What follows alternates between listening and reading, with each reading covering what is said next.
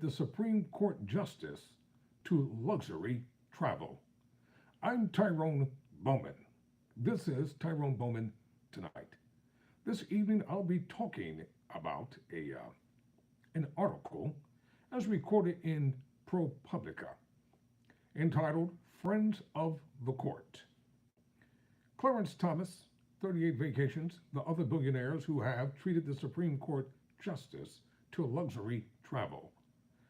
The fullest accounting yet shows how Thomas has secretly reaped the benefits from a network of wealthy and well-connected patrons that is far more extensive than previously understood. So what I'm about to disclose and what I'm about to talk about, it is alleged. Let's get that, alleged. So what I'm talking about, it has already been publicly discussed and recorded, and even now, many of the major networks have been and are talking about it. So let's get down to the essence of this story. During his 3 decades on the Supreme Court, Clarence Thomas has enjoyed steady access to a lifestyle most Americans can only imagine.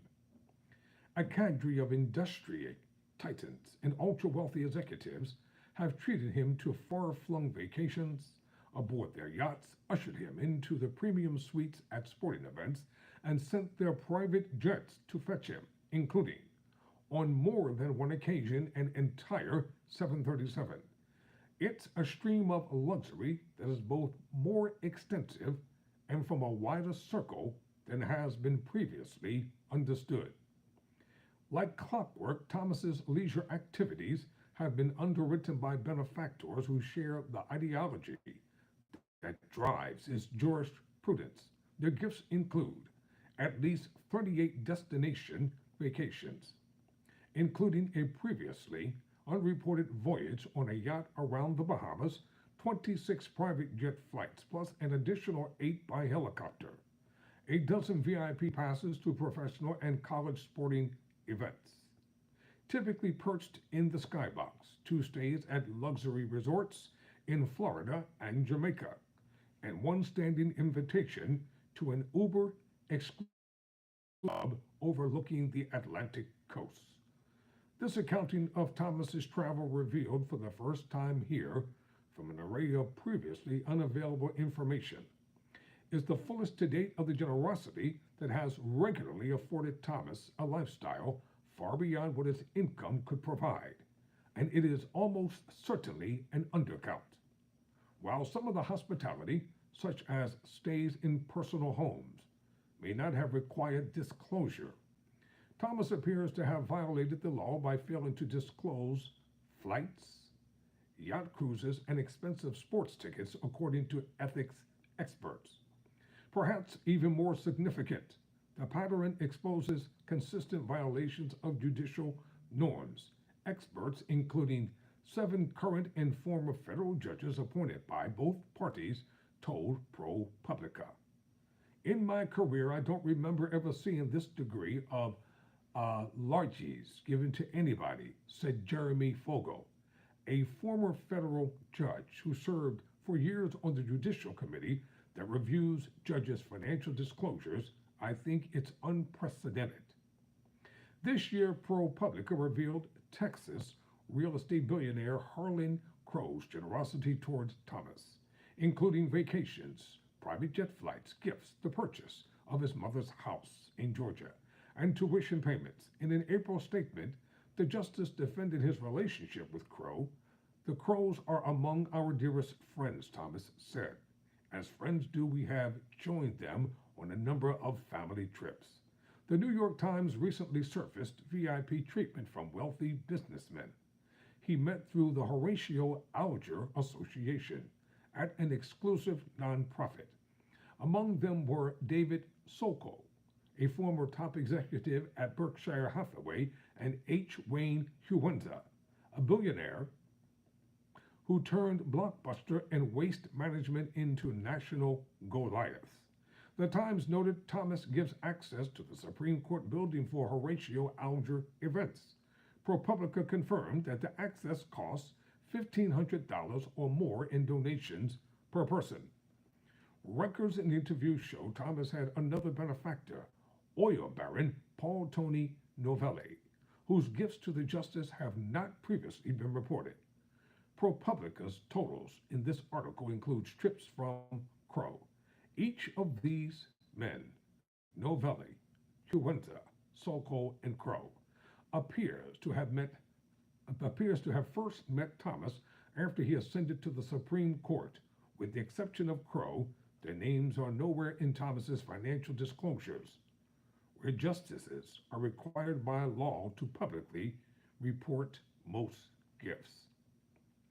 Now I'm going to show you some photos here.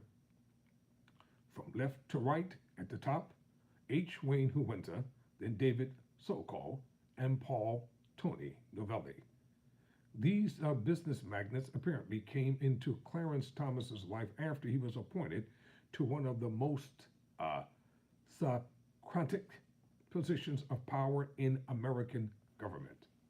So here you are right here. Check it out.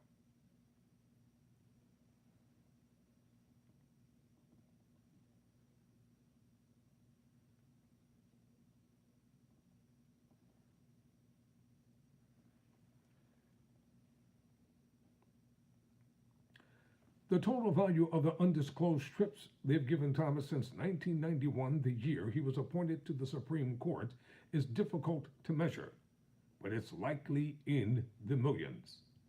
Huenza sent his personal 737 to pick Thomas up and bring him, a former flight attendant and chief and chef on board the plane.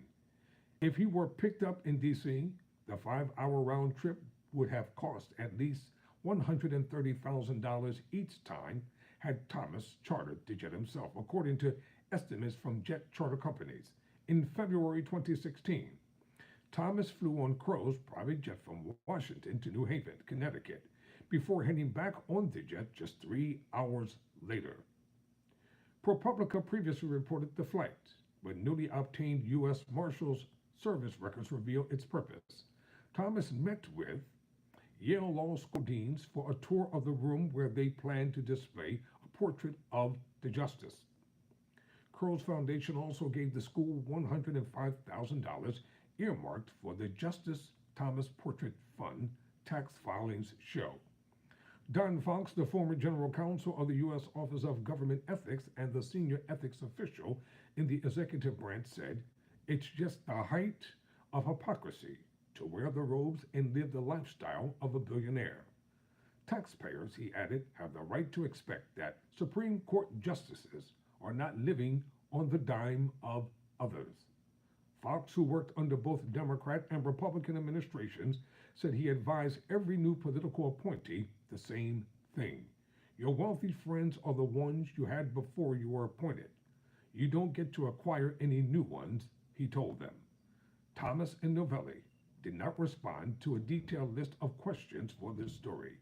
Huenza died in 2018, and his son, who is the president of the family's holding company, also did not respond to multiple requests for comment. In a statement to ProPublica, Sokol said he's been close friends with the Thomases for 21 years and acknowledged traveling with and occasionally hosting them. He defended the justice as upright and ethical. "We have never once discussed any pending court matter," Sokol said. "Our conversations have always revolved around helping young people, sports, and family matters." As to the use of private aviation, he added, "I believe that given security concerns, all of the Supreme Court justices should either fly privately or on governmental aircraft. The justices have said they follow court rules prohibiting them from accepting gifts from a group of people who frequently that a reasonable person would believe that the public office is being used for private gain.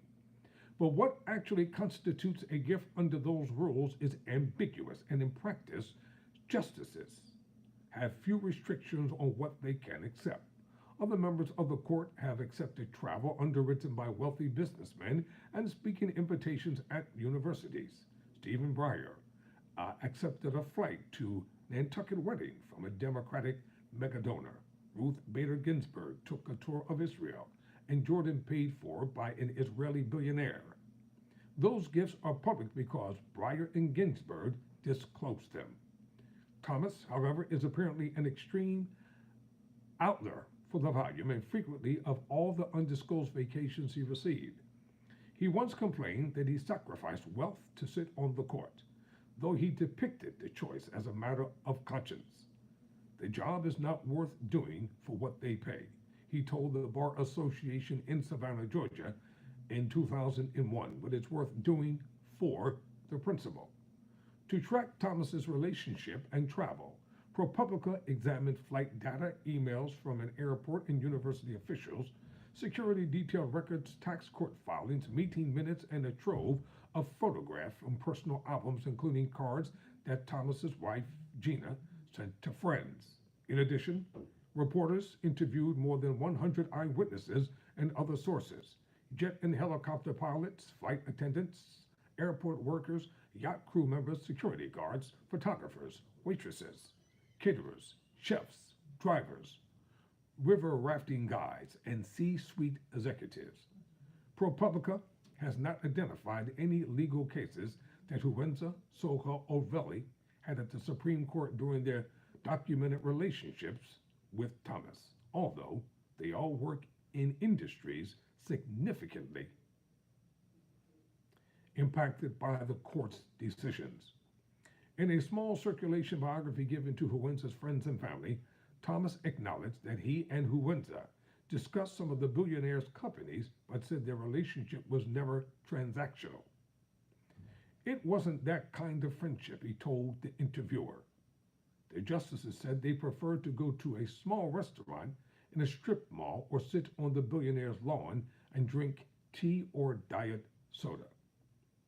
We are in a society where everything is quid pro quo, Thomas said, but not with the Huenzas.